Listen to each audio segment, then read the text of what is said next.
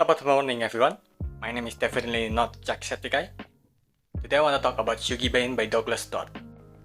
Shuggie Bain tells the story of titular character Shuggie, or Huge Bain, and his family. The boy lives in a rundown house and a broken family and dream in Glasgow, when husbands and sons have lost their job to the political and economic change of the era, where it is common for men who have given up on themselves to start hitting women, children, and just people who are weaker than them in general, just so they can feel a little bit of power and control when there's actually not. These are the kind of people who demand something that they hasn't earned, misinterpret fear as respect, because it is easier for them to blame others when they feel ashamed, and they feel ashamed all the time. And the wife and mother was beaten down and broken so many times they turn into a mess of different layers. These are the times where women don't have the right to get a job, except when men give it to them. So they'll try to outdrink their sorrow because they can't even dream of deserving better.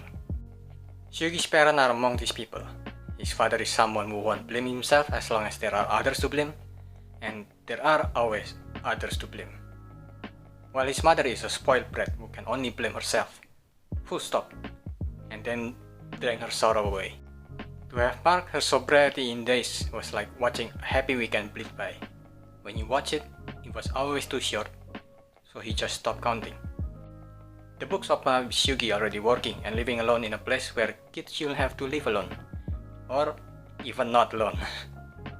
Then it travels back to when he's a baby, and from there we follow his life and his mother Agnes, who she lived at first with her parents, how they moved to a much worse place, how his husband left her, how her eldest daughter left her, how at the end, Shuggie is the only one left to care for her, and we read all this knowing that eventually Shuggie will also live alone in the near future, since that's what we read at the start of the story.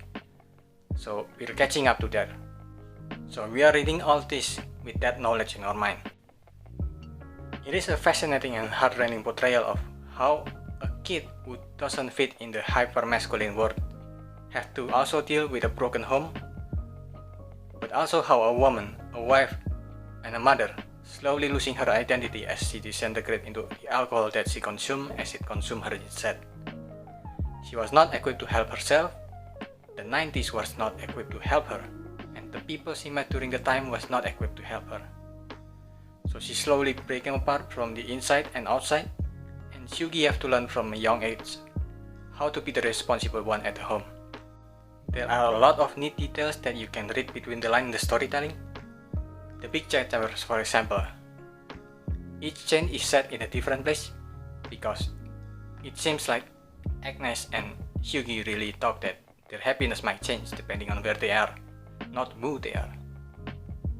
How Shuggie, despite being the soft boy that is less masculine than the other boys or the other guys around him, at the end of the story, he is the only person who stays with Agnes, while the other people escape because they can't help or they can't watch Agnes disintegrate.